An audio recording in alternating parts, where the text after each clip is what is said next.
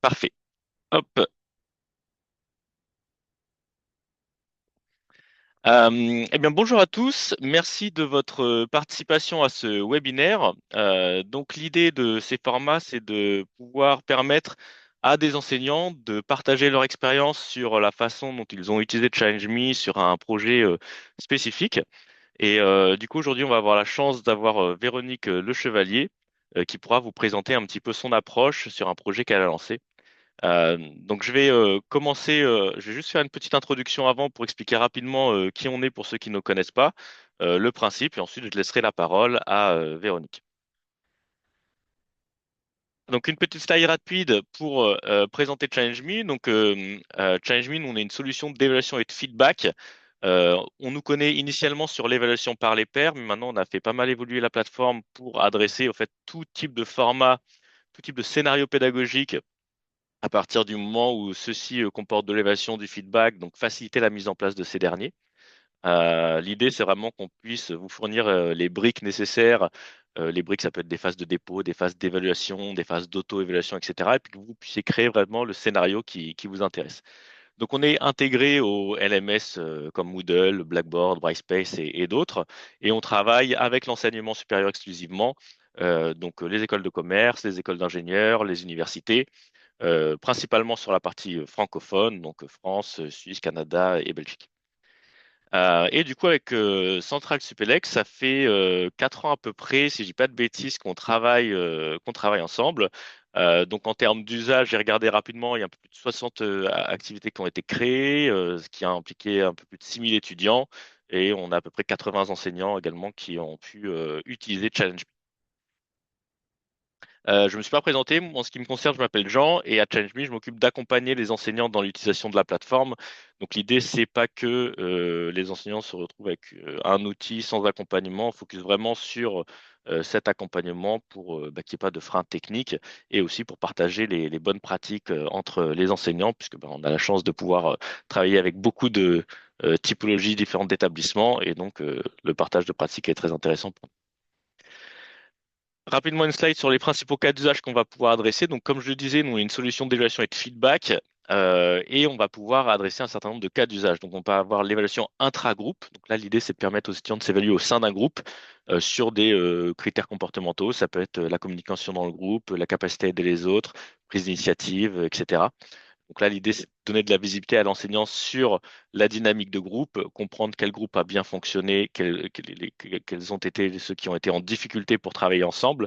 On peut s'en servir aussi pour individualiser la note d'un travail de groupe.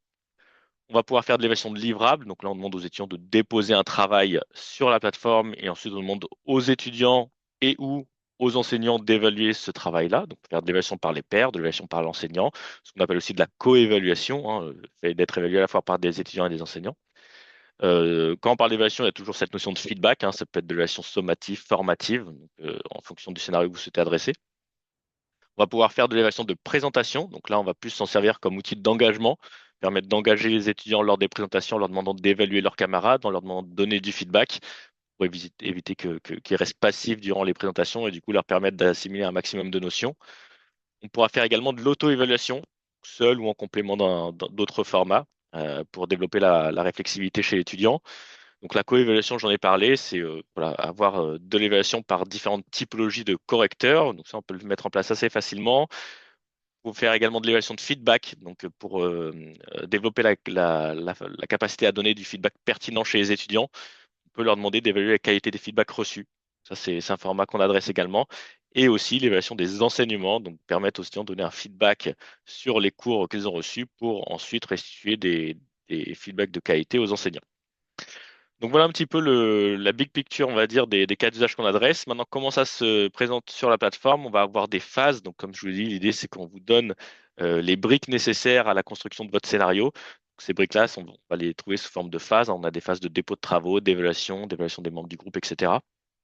Et après ces phases-là, vous les agencez un petit peu de la façon dont vous le voulez pour créer le scénario qui vous intéresse. Donc, on va avoir des activités clés en main qui vont pouvoir être lancées très rapidement, donc préconfigurées avec les phases déjà qui existent. Donc, on va l'avoir pour l'évaluation des membres du groupe, pour l'évaluation de livrables. Là, vous voyez, on a dépôt, évaluation, résultat, d'évaluation des membres du groupe, on n'a pas de dépôt, on a juste une phase d'évaluation, une phase de résultat, etc. Donc voilà, on a des formats qui sont déjà préconfigurés, où il ne reste plus qu'à renseigner les participants et les dates. Et puis après, vous pouvez faire du sur-mesure. Si vous avez besoin de répondre à un scénario bien spécifique, vous pouvez vous dire, ben, je veux démarrer avec une phase d'auto-évaluation, par exemple, et puis ensuite avec une phase de dépôt, et ensuite un format de co-évaluation. On présente les résultats, et puis ensuite on fait de nouveau une auto-évaluation.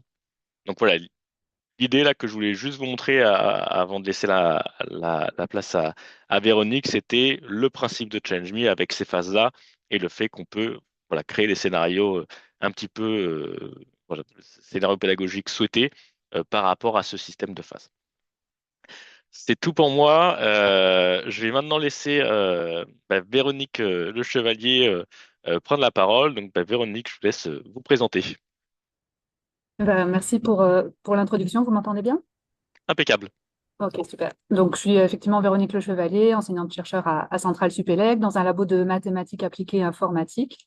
Et puis, j'interviens dans un cours de première année dont je vais parler ici, un cours de modélisation, avec d'autres collègues, hein. Je ne suis pas du tout toute seule et ni pour porter cette activité de projet. C'était vraiment un travail collectif avec six autres collègues. Donc, c'est moi qui présente aujourd'hui, mais c'est vraiment au nom de toute l'équipe. Super. Est-ce que vous pouvez, peut-être qu'on peut commencer par parler du contexte, donc comprendre un petit peu pourquoi est-ce que vous avez choisi l'évaluation par les pairs, quelles étaient les problématiques visées ou les objectifs que vous souhaitiez atteindre? Ouais. Alors, j'ai préparé quelques slides pour qu'il y ait un petit support visuel avec. Je vais Ouais. pouvoir les partager, mais je pense qu'il fallait j'envoie un demande. Alors normalement, vous avez l'autorisation de partager. Alors c'est peut-être parce que je l'ai pas. Ah oui, non, c'est que Ok, j'ai pas je pense que mis. Voilà, normalement, il faut que j'arrête. ouais, Voilà, et maintenant c'est bon normalement. je pense effectivement, l'écran.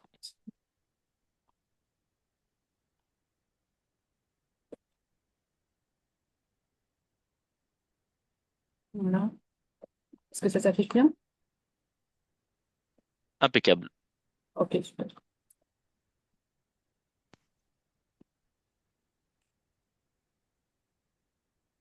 Je vais peut-être rester comme ça, parce que parfois le plein écran peut jouer des soucis. Voilà, donc c'est un cours.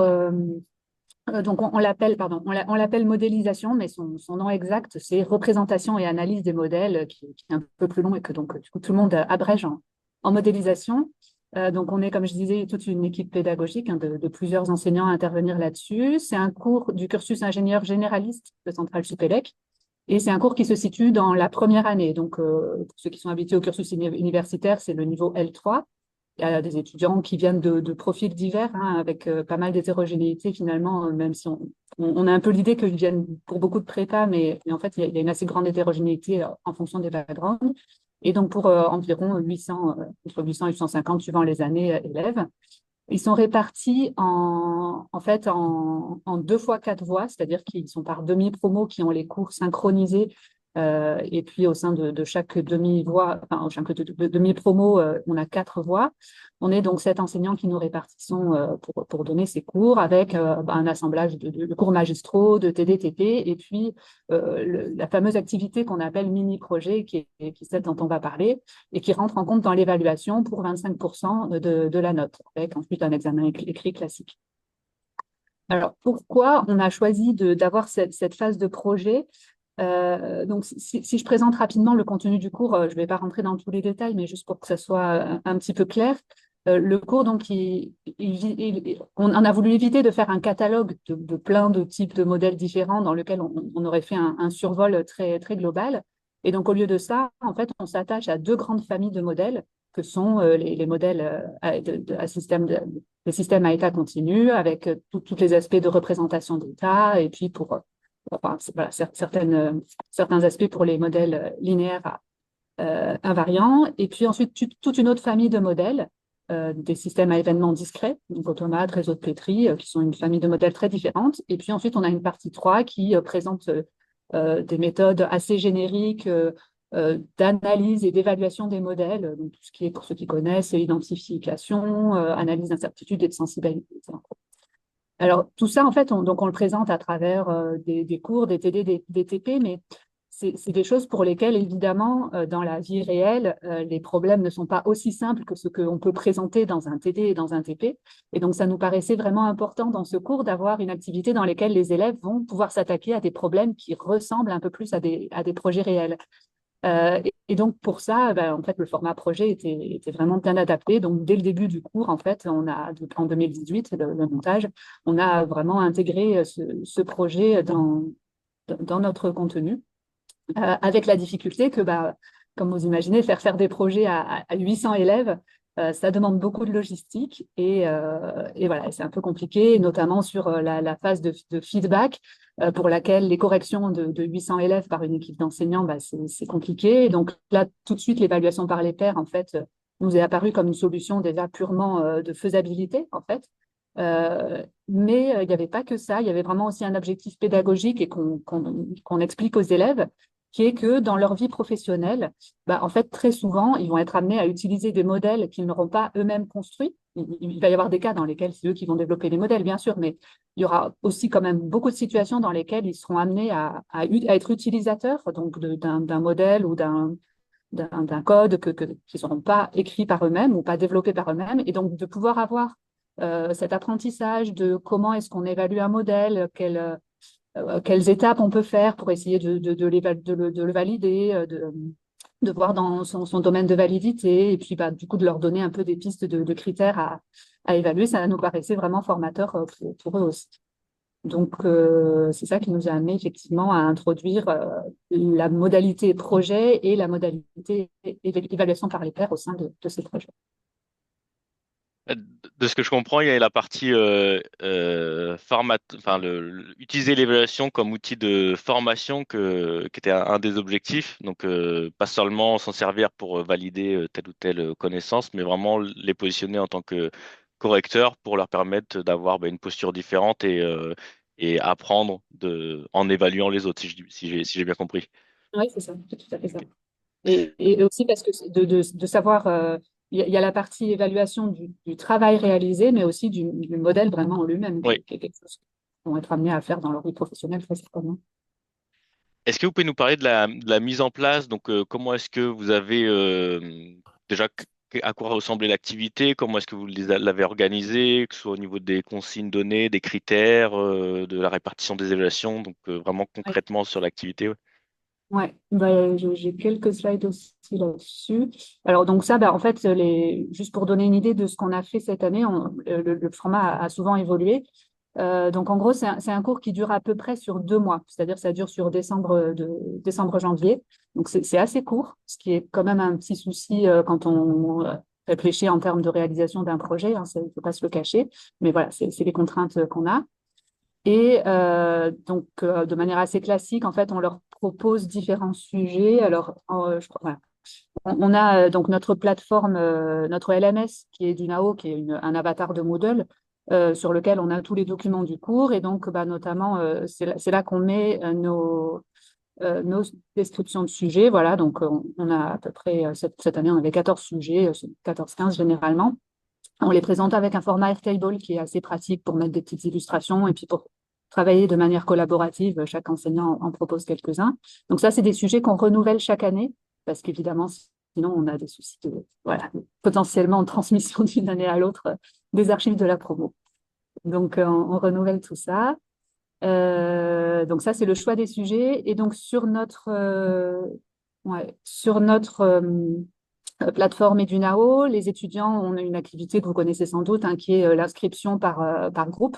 Donc, on crée cette année, ils étaient 272 groupes, qui devaient être cette fois-ci distincts suivant les voies, puisque là, on avait une question d'emploi du temps à respecter. Donc, suivant les demi-promos dans lesquels ils étaient, ils s'inscrivaient dans un groupe ou l'autre. Et donc, on avait comme ça créé nos groupes. Donc, les étudiants choisissent leur sujet, s'inscrivent. Là, c'est du premier arrivé, premier servi. Et puis ensuite, on leur a demandé cette année, contrairement aux autres années dans lesquelles on leur demandait un code, donc des scripts de code, Python ou MATLAB, et un rapport. Cette année, je pense que vous êtes tous comme nous confrontés au problème de l'émergence des LLM qui font que rédiger un rapport à l'heure des LLM, c'est prendre le risque de nous retrouver à évaluer des productions faites par les IA. Donc cette année, on a choisi un format dans lequel on leur a demandé par groupe une vidéo dans laquelle les 3 élèves de chaque groupe devaient apparaître. Et on leur demandait aussi des slides incluant des annexes. C'est-à-dire s'il y a des choses qu'ils n'ont pas eu le temps de dire dans la vidéo, ils peuvent mettre les annexes avec, par exemple, des détails de calcul, des choses comme ça qu'on peut regarder à côté de la vidéo. Et puis quand même toujours, bien sûr, le simulateur de leur code. Donc ça, c'était leur livrable. Et ces livrables-là étaient donc évalués par 3 autres équipes, chacun.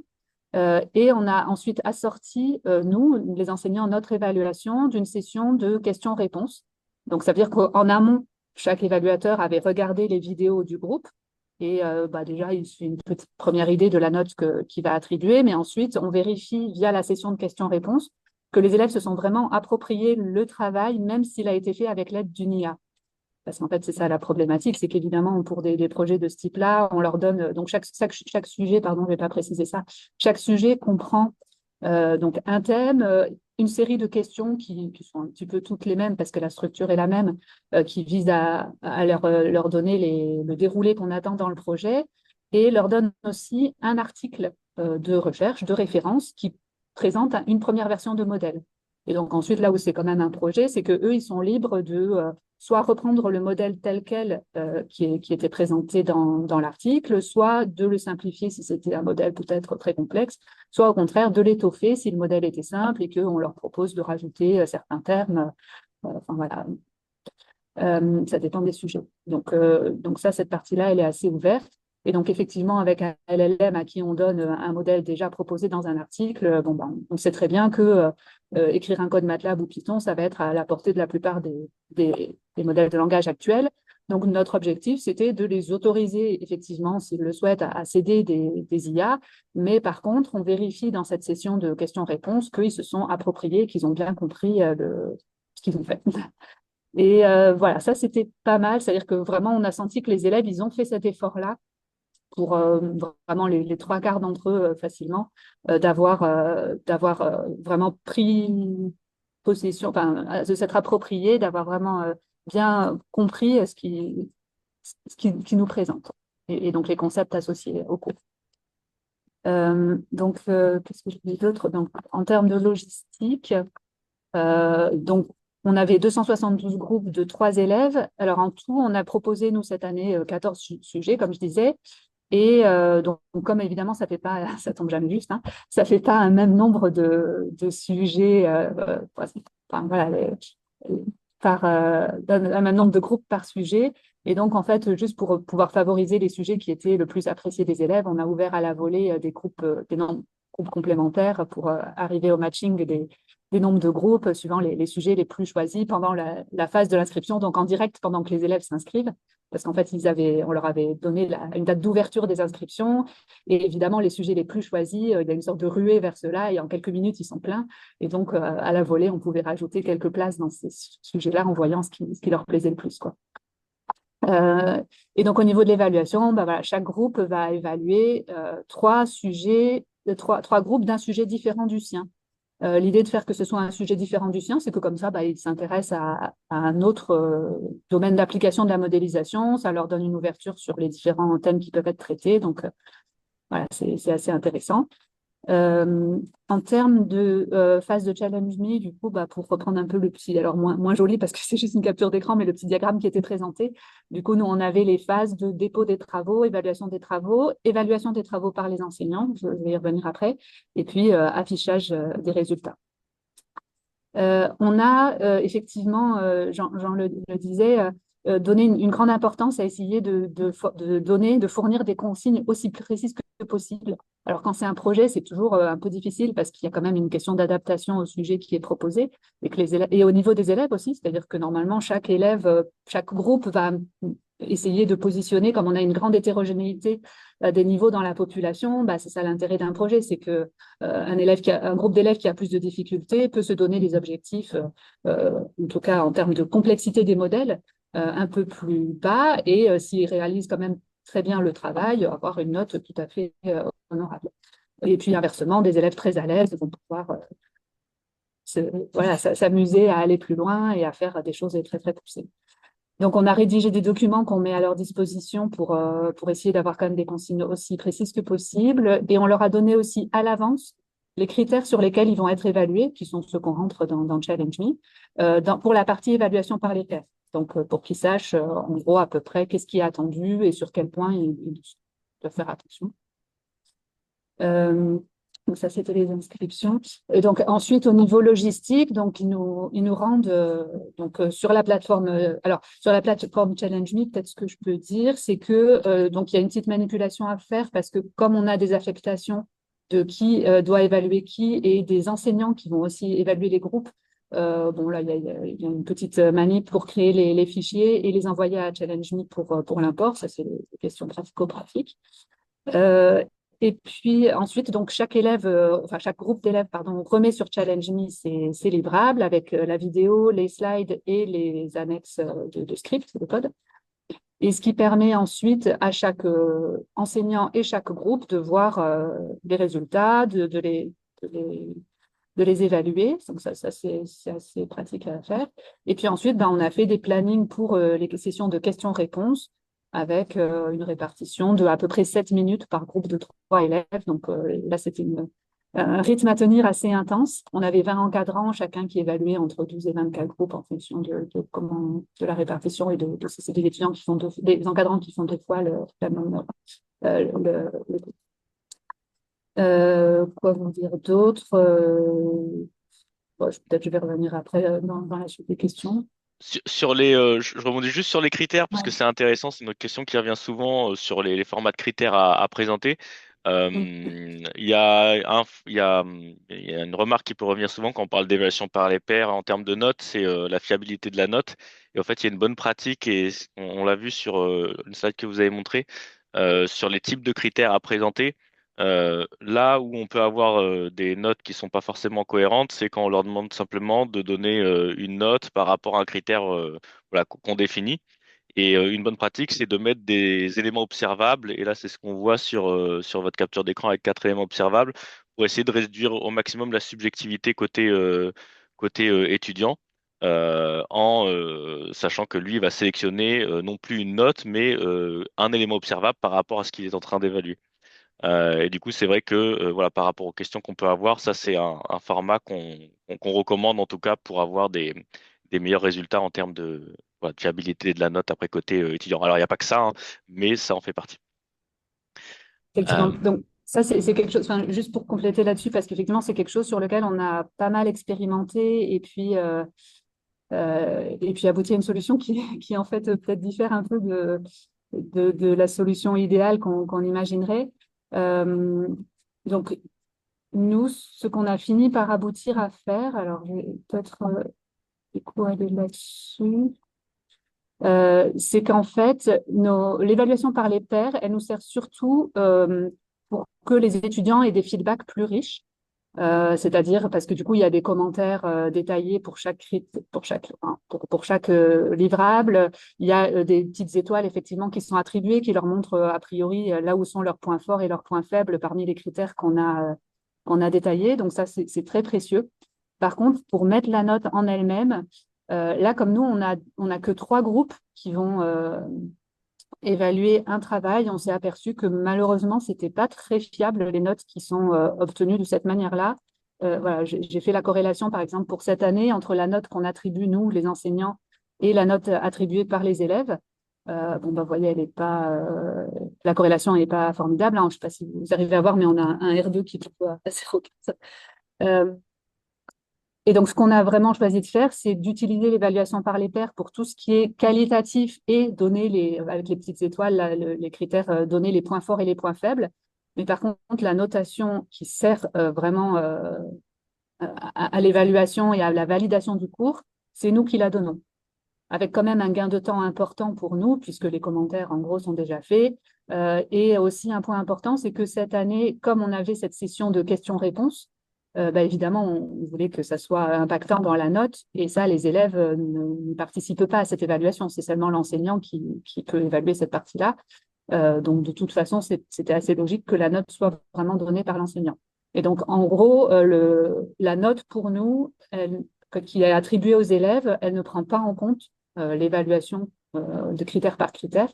Et d'ailleurs, les étudiants eux-mêmes n'ont jamais à un moment à mettre une note globale, c'est juste les critères qu'ils vont évaluer parce que c'est l'aspect qualitatif qui nous intéresse le plus dans cette affaire. Et voilà, pour la raison que j'ai notée ici. Il y a une autre raison, c'est que de faire comme ça nous a vraiment beaucoup évité des contestations qu'on avait à peu près systématiquement dès lors qu'il s'agissait d'évaluations par les pairs classiques dans lesquelles vraiment les notes attribuées par les élèves comptaient. Parce que voilà, chaque année, quand on faisait ça, qu'on n'avait pas ce message-là de dire c'est l'enseignant qui donne la note, même si après, en fait, on corrigeait par derrière. Euh, on avait vraiment des retours d'élèves qui râlaient en disant mais nous, on a été sous-évalués sur les. Alors, il est vrai on n'a jamais utilisé l'option de feedback sur l'évaluation, qui peut-être pourrait régler ce problème-là d'une autre manière. En tout cas, nous, ce qu'on a choisi, c'est de dire bah non, le message, c'est la note, c'est l'enseignant qui vous la donne. Et vous, les élèves, l'évaluation par les pairs, elle sert pour la partie qualitative et différents axes forts ou faibles dans l'écriture. Du coup, ça, par rapport à, ça me fait la transition avec la partie sur l'expérience étudiant. Eux, comment est-ce que vous avez des retours de leur part sur leur perception quant au fait d'évaluer les autres et l'impact sur leur apprentissage? Qu'est-ce que vous avez pu avoir par rapport à leur feedback? Donc, en gros, dans leur feedback, alors, on a quelques questions qu'on leur avait posées. Là, je vous donne les statistiques ici qui, peut-être, il faudra revoir parce que c'est pas forcément les plus informatives, mais enfin, ça donne déjà quelques éléments. Euh, donc, en gros, ils ont quand même bien apprécié à 50% hein, le fait d'avoir ces feedbacks sur les travaux effectués, que ce soit en direct ou bien sur Challenge Me. Euh, Après, si on lit on a un peu plus d'informations si on lit dans les commentaires libres, alors qu'ils sont un peu résumés ici de manière globale. Mais donc, l'évaluation par les pairs était critiquée dans 5 occurrences de commentaires libres, ce qui n'est pas énorme euh, pour les 800 élèves qu'on a, enfin, parmi ceux qui ont pu répondre au questionnaire. Euh, donc, ce qu'on a quand même très clairement, c'est que les années dans lesquelles on ne martelait pas aussi fort qu'aujourd'hui le message que c'est l'enseignant qui donne la note, là, on avait quand même eu des retours d'étudiants qui nous disaient que ça les mettait mal à l'aise de devoir évaluer des autres parce qu'il y avait vraiment cet aspect note qui est très important pour eux. Là, maintenant qu'on leur dit que c'est vraiment qualitatif les retours qu'ils font et que la note, elle est donnée par l'enseignant, bah, du coup, ils apprécient plus cette partie-là. Ça les intéresse de lire et de regarder les vidéos et puis de regarder les codes qui ont été faits par les autres. Donc, ils ont plutôt plus apprécié dès lors qu'on enlève cette pression du fait que la note, et ça va compter dans la moyenne et dans voilà, toutes leur cursus futur. Ouais, là, du coup, effectivement, si on sort la partie de la note, on est plus dans une approche d'entraide, on va dire, collective, où chacun se donne des feedbacks sur ce qui a été mis en place. Mais c'est vrai qu'on en voit de plus en... Enfin, on a, je dirais, plus de enfin, une grande majorité des activités qui a cette orientation maintenant. Alors, il y en a, après, des fois où la note est prise en compte à X%. Ça dépend de la maturité des étudiants qu'on a, de la fiabilité de la note, du projet, etc. Mais c'est vrai qu'il y a une grosse partie maintenant qui est sur l'approche formative. Euh, Par rapport à l'expérience enseignant, donc il y a combien d'enseignants qui étaient impliqués dans ce format-là? Je me Alors, en rappelle tout, plus. on est 7 enseignants à donner Ouais, les cours magistraux, donc être un peu l'équipe coordinatrice, mais en tout, il y a 20 enseignants qui étaient à évaluer avec nous les projets. ok. Est-ce que au niveau de la mise en œuvre à ce niveau-là, il y a eu des difficultés particulières? Est-ce qu'il y avait des points qui, au contraire, ont bien fonctionné par rapport à la répartition, ce jeu? Alors non, donc globalement, c'était assez fluide. Après, ce qu'on peut dire globalement sur en fait peut-être toute la pipeline, c'est que comme toujours, bah, c'est les gestions des cas particuliers qui sont chronophages. Et autant le processus global, il roule plutôt bien. Et la plateforme, faut bien le dire, je crois que j'ai une slide où j'avais parlé de ce qu'on faisait les années avant d'utiliser Challenge Me. On a testé différentes choses dans lesquelles on avait beaucoup de manœuvres manuelles à faire avec du public postage, avec des activités de en groupe sur Edunao, enfin, et des traitements Excel. Donc, j'avoue que vraiment, ça fait un peu de pub à Challenge Me, mais la partie interface est très, très pratique. Le fait que ce soit intégré avec le LMS également, que tout est intégré. On peut voir les vidéos en ligne, les PDF aussi. Donc, enfin voilà, chaque enseignant peut rentrer directement ses évaluations dans la plateforme. On récupère tout à la fin. Et donc, ça, c'est vraiment très appréciable. Ça a beaucoup facilité tout ça. Par contre, donc voilà, la gestion des cas particuliers, peut-être je peux en dire des mots parce que s'il y a des collègues qui sont intéressés par tout ça, c'est quand même, à mon avis, des points qui sont en fait chronophages et auxquels il faut s'attendre. Sur une promo de 800 élèves, forcément, on en a une trentaine qui s'inscrivent pas dans les groupes, même après quelques relances à la deadline. Donc, ces élèves-là ont reçu un mail de la scolarité, la moitié d'entre eux ont fini par s'inscrire, mais il en reste toujours 13, par exemple, là, cette année, qui se sont pas inscrits. Donc, ils sont signalés à notre pôle accompagnement qui gère les élèves en difficulté. C'est quand même aussi utile quelque part parce que ça permet justement de signaler assez tôt dans l'année les problèmes. Et puis, après, on a fait une constitution arbitraire pour les groupes restants, mais ce qui veut dire qu'on avait des groupes avec potentiellement des élèves qu'on appelait fantômes, parce que c'est des élèves qui n'ont jamais répondu à nos mails de demande d'inscription. Euh, on a eu à gérer aussi avec notre format des évaluations orales le fait que il peut y avoir un encadrant qui est absent le jour des évaluations. Donc ça, c'était heureusement Guillaume qui est là en ligne, je crois, a pu reprendre au pied levé, a pu visualiser très rapidement les livrables et puis assurer les évaluations. Mais c'était effectivement compliqué. On a eu quelques élèves qui ont râlé parce qu'ils n'avaient pas leur meilleur sujet. Voilà, ça, on leur a dit, bah, c'est comme ça, c'est la vie. Et puis, de la gestion de groupes dans lesquels il y a des équilibres de contribution. Donc, soit parce qu'il y avait des élèves fantômes qui n'ont jamais donné signe de vie, soit parce qu'il y a un étudiant qui a vraiment pris le lead dans son groupe, et puis les autres qui ont moins participé. Donc, ça, c'est des choses sur lesquelles, en fait, on a mis des zéros pour l'activité si des groupes, des élèves n'avaient pas du tout participé. Le fait d'avoir la session de questions-réponses à l'oral, ça nous permettait d'être vraiment certains et de signifier, s'ils étaient là, à ces élèves-là, bon, OK, vous n'avez pas contribué, donc vous avez zéro, et généralement, ils actaient le fait. Soit des élèves qui étaient absents non justifiés, ce qui actait également le fait de leur non-contribution. Donc, c'était quand même important. On a eu à gérer, mais ça, c'est notre promo, des questions de langue, puisqu'on avait d'un côté des encadrants ou d'un autre côté des élèves qui étaient que anglophones, et évidemment, les groupes n'étaient pas forcément faits en plus sur ça. Euh, alors, sur les retours des rendus au deadline, c'était assez rigolo. Donc, pour gérer les retards, en fait, moi, j'avais mis une deadline annoncée par exemple, à 23 heures ou 22 heures, je sais plus. Et puis, en fait, la vraie deadline qui était paramétrée sur Challenge Me, elle était plusieurs heures plus tard, ce qui permettait comme ça d'absorber les élèves qui avaient des retards. Et alors, j'en ai eu toute une flopée qui se sont excusés d'avoir quelques minutes de retard avec des longs mails en me justifiant pourquoi vraiment ils avaient pu cru rendre, mais que finalement, ils étaient en retard. Et à côté de ça, des élèves qui avaient plusieurs heures, voire des fois 10 heures de retard, qui, eux, ne s'excusaient pas du tout parce qu'ils espéraient passer sous le radar, Les radars. ne se signalaient absolument pas. Donc, c'était assez rigolo.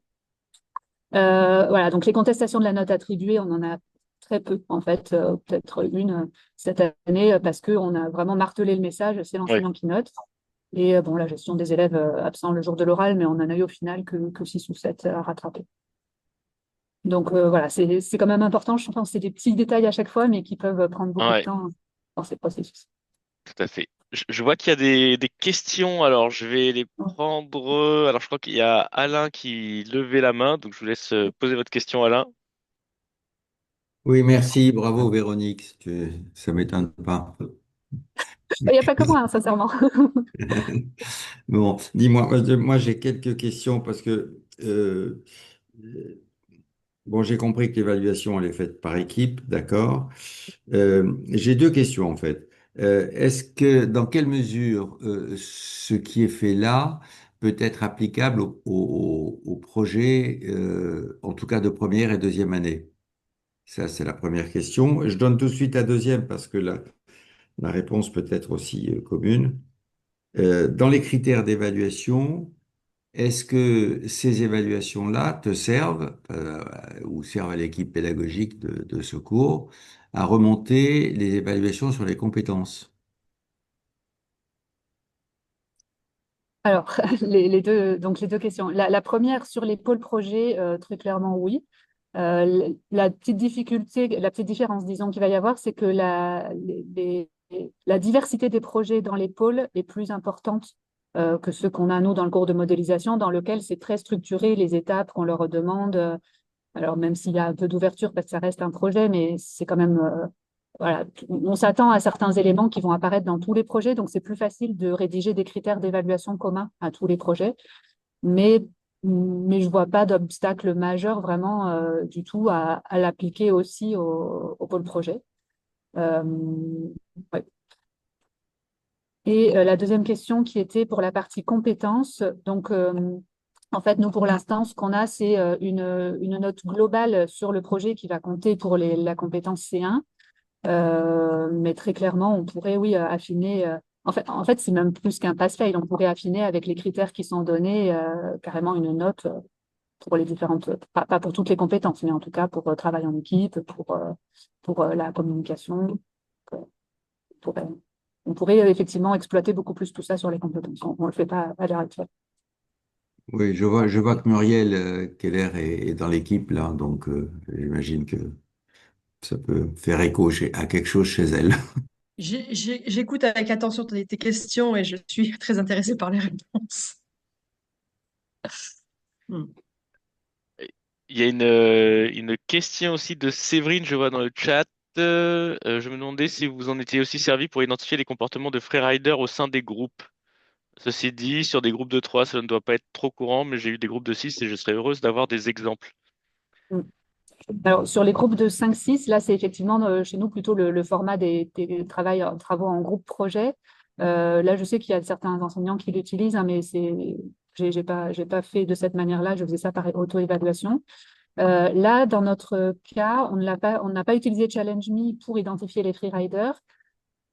Ce qui s'est passé, c'est que comme on avait notre session de questions-réponses à l'oral, en fait, bah, les freeriders, on les a vus.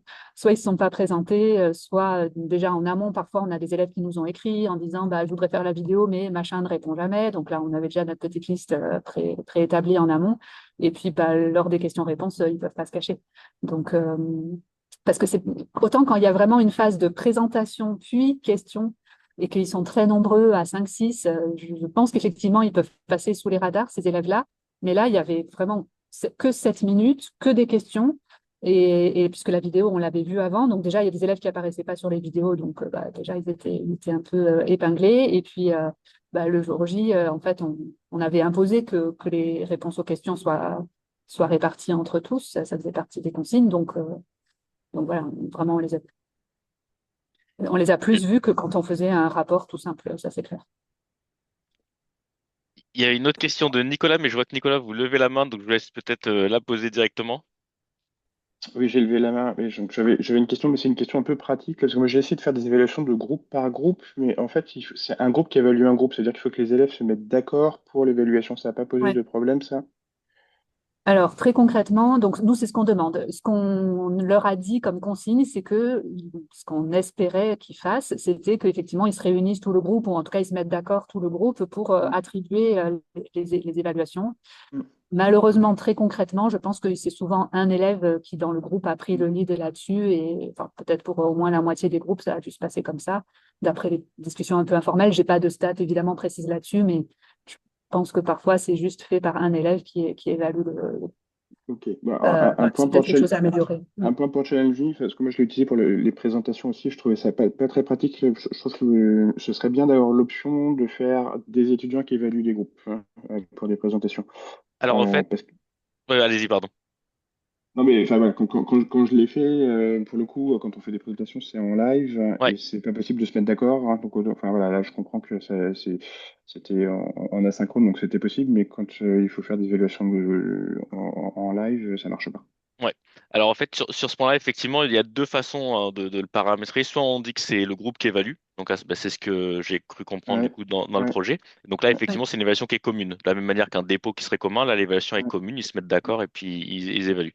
On peut paramétrer aussi pour que ce soit une évaluation individuelle. C'est-à-dire qu'il y a un dépôt en groupe ou une évaluation en groupe, quelque chose qui est évalué. Et ensuite, ce sont les étudiants individuellement qui viennent évaluer les autres groupes. Donc après, c'est juste un paramétrage au niveau de l'inscription. Au lieu de les inscrire en groupe, on vient les inscrire individuellement. Et là, chaque étudiant inscrit dans la phase d'évaluation va évaluer les autres groupes. Et du coup, le système détecte aussi son propre groupe pour pas qu'il évalue son propre groupe. Donc ça, en fait, c'est possible, effectivement, ces deux approches. Dans la deuxième, quand c'est une évaluation individuelle, du coup, on aura beaucoup plus d'évaluation, puisqu'on a plus Ouais. d'évaluateurs que de livrables. Euh, et du coup, ben, chaque personne va contribuer. On peut vraiment suivre la participation de chacun. Donc, c'est des choses qu'on peut aujourd'hui mettre en Et place. Voilà, ça, c'est au niveau d'accord, de la. mais j'ai pas trouvé comment. Mais c'est parce que, en fait, je suis désolé si je Non, non, monopolise, mais allez-y, je vous en prie. très pratiquement, c'est parce qu'en fait, je copie les dépôts et les Pour évaluations, et en fait, réutiliser il faut pas, effectivement de la phase et en dépôt à fait, la phase d'évaluation. et en fait, à la Et phase d'évaluation, il faut configurer en inscription individuelle. Ok, ça y est, j'ai c'est ça, compris. en Super. fait, il y a une petite option, vous verrez, pour réutiliser Ouais, l'inscription. Il faut bien le faire au la niveau décoche. individuel. Il y a marqué Ouais, individuel ouais. et là, on coche. Et Ok, puis, ok. et du coup, Bon, ça fera ce que vous voulez. j'ai compris. C'est pas super évident, ça, mais Oui, c'est vrai. d'accord. Je, Et je vous après, rejoins. Je vous rejoins. je- On peut le louper. j'avais une deuxième question pour Véronique. Moi, je suis toujours un peu embêté parce que, enfin, en même temps, il faut cadrer les étudiants. Et moi, j'aime pas trop les cadrer parce que plus on les cadre et plus ils cochent les cases. Et donc, est-ce que c'est la même grille d'évaluation pour les profs et pour les étudiants? Est-ce qu'il n'y a pas un risque si on donne aux étudiants la grille d'évaluation des profs qu'ils cochent les cases? Donc, en gros, nous, les profs, disons, on s'appuie sur les mêmes critères, effectivement, que les élèves. Donc, oui, c'est les mêmes critères. Mais en gros, si dans les critères, il y a la qualité du modèle, là, j'ai juste mis le début, hein, où on voit la partie forme, présentation et tout ça. Mais s'ils font tout bien, bah oui, Ouais. c'est normal, ils vont avoir une bonne note. Et il y a aussi la qualité du modèle. Sa complexité, l'ouverture qu'ils ont donnée. Ouais, ok. Enfin, Bah, donc peut-être que ça dépend des choses à évaluer. oui, ça dépend sûrement de ce qui est Moi, demandé, mais là, en tout ouais, cas, c'est pas trop fermé, je pense pas, parce que moi, sincèrement. moi, je veux qu'ils couvrent plein de choses. Enfin, il y a la qualité de chacun des sujets, mais je veux qu'ils couvrent plein de sujets. Et plus on leur dit, voilà ce qu'il faut que vous fassiez, et plus ils ont tendance à le faire bêtement. Mais bon, ok, il y a des Alors, cas où il y a des cas où ça marche bien. une chose qui répond un peu à ça, c'est qu'on a une case bonus qui est écrite aussi dans les critères d'évaluation où on écrit est-ce qu'il faut donc les élèves eux aussi vont répondre à cette question-là, hein, est-ce qu'il faut attribuer un bonus pour Mm. un travail plus ouvert, enfin voilà, qui est supplémentaire par rapport à ce qui était demandé, qui a été fait. Et donc ça encourage aussi effectivement les élèves à faire un peu plus preuve d'originalité parfois sur ce qu'ils proposent. Donc, je sais pas, il y en a qui ont fait une interface ce qui n'était pas du tout demandé, hein, très clairement, et pas nécessaire en fait. Mais bon, bah, voilà, quelque part, c'était pourquoi pas, s'ils étaient assez à l'aise et qu'ils avaient du temps à passer. Merci. Je regarde s'il y avait d'autres questions. Est-ce qu'il y avait d'autres points que vous souhaitiez présenter? On a fait le tour de pas mal d'éléments. Je ne sais pas si Véronique, vous, il y avait d'autres points que vous Bah, je souhaitiez. crois que j'ai parlé d'à peu près toutes mes slides, donc je pense qu'on a bien couvert les Super. choses que j'avais prévues en backup. Bon, ben, en tout cas, un grand merci à vous hein, pour ce partage d'expérience. C'est toujours intéressant ces formats-là pour vraiment comprendre concrètement comment c'est utilisé, puis les questions qui peuvent se poser. Donc, n'hésitez pas à regarder aussi sur le site de Challenge Me. On fait pas mal de webinaires de ce type-là avec bah, différents formats, différents types d'établissements pour vraiment partager les pratiques. Je voulais aussi remercier Aurélie qui est bah, du coup la référente Challenge Me au sein de Centrale Supélec. Donc, n'hésitez pas à vous adresser à elle si vous avez des projets aussi. Et après, nous, on peut être en support aussi si besoin. Donc, voilà, n'hésitez pas si vous avez des projets. Encore un grand merci et ben, je vous souhaite à tous un bon appétit. Merci. Au revoir. Merci, au Au revoir. revoir.